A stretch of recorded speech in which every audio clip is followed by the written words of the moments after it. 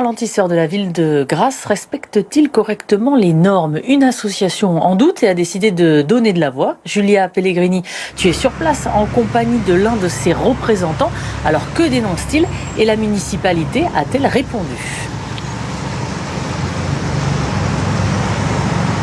Oui, tout à fait, Laurie. Eh bien, écoutez, d'après une association de défense des automobilistes, 450 000 ralentisseurs en France seraient illégaux. Pour en parler, je me trouve justement ce matin avec Daniel Muller. Vous êtes à l'origine, à la création d'une page Facebook qui recense ces ralentisseurs dans le secteur de Grasse. Alors, expliquez-nous, qu'est-ce qui ne va pas sur cette avenue principalement?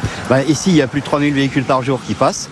Vous avez le dépôt des bus qui est juste derrière. Et là, à peine 400 mètres, vous avez la caserne des pompiers. Donc, 3 critères déjà où le ralentisseur ne devrait pas exister, même si ça fait des années qu'il est là.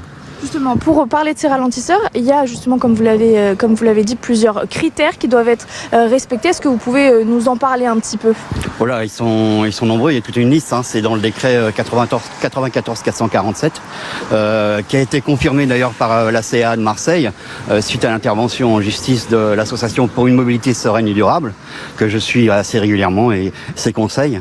Et donc les ralentisseurs, il y a une grande majorité, on va dire 95% ici qui ne devraient pas exister, quoi.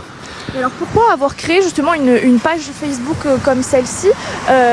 Si vous êtes remonté justement aussi contre ces infrastructures, est-ce que c'est justement aussi qui serait la cause aussi de certains accidents? Expliquez-nous. Moi, la page, elle a été créée, surtout c'était pour que les gens puissent s'exprimer. Parce que moi, je suis contacté régulièrement, ça fait 3 ans qu'elle existe. Et les gens viennent me dire, oui, j'ai abîmé ma voiture, oui, il y a ceci, ouais, cela. Donc voilà, c'est surtout ça, la page. Elle n'avait pas d'autre. Et puis aussi alerter la mairie et qu'ils puissent faire quelque chose. Moi, j'ai rien contre la mairie, mais il y a des textes et puis il faut les respecter, quoi. Merci beaucoup Daniel d'avoir été avec nous ce matin. Alors voilà, des structures ont tout de même obtenu cette année, l'année dernière, gain de cause. La justice a ordonné déjà plusieurs destructions. 2 ralentisseurs dans une commune du Var jugés non conformes justement à cette législation. Merci beaucoup Julia Pellegrini. Et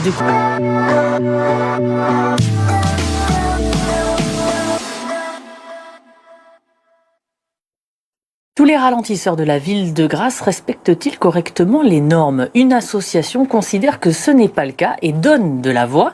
Julia Pellegrini, tu as été avec eux dans notre précédente édition. Maintenant, tu es avec la municipalité. Comment réagit cette municipalité?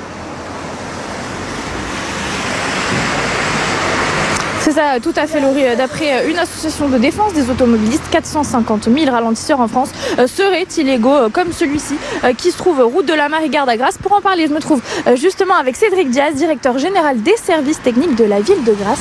Bonjour. Alors, les associations nous expliquaient juste avant que ce type de ralentisseurs sont non conformes, car ils seraient trop longs, 70 mètres, et qu'ils se trouveraient sur une route avec plus de 3000 passages de véhicules par jour. Qu'est-ce que vous leur répondez? Alors, je réponds simplement en fait que dans les dispositifs de ralentissement, il y a 3 types de dispositifs. Il y a ce que l'on appelle les ralentisseurs qui sont les dodanes et qui sont les trapézoïdaux. Vous avez ensuite les plateaux traversants et vous avez les coussins berlinois. Donc il y a une réglementation qui existe depuis le décret de 94 pour les ralentisseurs. Avec effectivement des impositions à la fois en termes d'implantation et de géométrie. Et celui qui nous concerne aujourd'hui, en fait, n'est pas un ralentisseur. En fait, c'est un équipement technique qui s'appelle un plateau traversant. Et ces plateaux traversants ont été dimensionnés non pas en respectant le décret de 94, mais en respectant des recommandations en fait du CERTU qui s'appelle le CEREMA. Voilà, donc ils n'ont pas à respecter effectivement le fameux décret de 94. Enfin, ils n'avaient pas jusqu'à l'arrêt rendu par la Cour administrative de Marseille le 20 avril 2024. Ce que nous expliquaient les associations également, c'est que ce type de plateau normalement ne devrait pas exister ici car des poids lourds empruntent cette route et ça serait interdit. Alors si on appliquait effectivement la réglementation, on va dire relative aux ralentisseurs à ce jour, nous n'aurions pas le droit effectivement d'implanter ce type de plateau traversant à cet endroit-là. Voilà. Maintenant, à l'époque où il a été implanté, encore une fois, je rappellerai juste qu'il a été implanté pour réduire la vitesse et sécuriser les accès à la zone d'activité.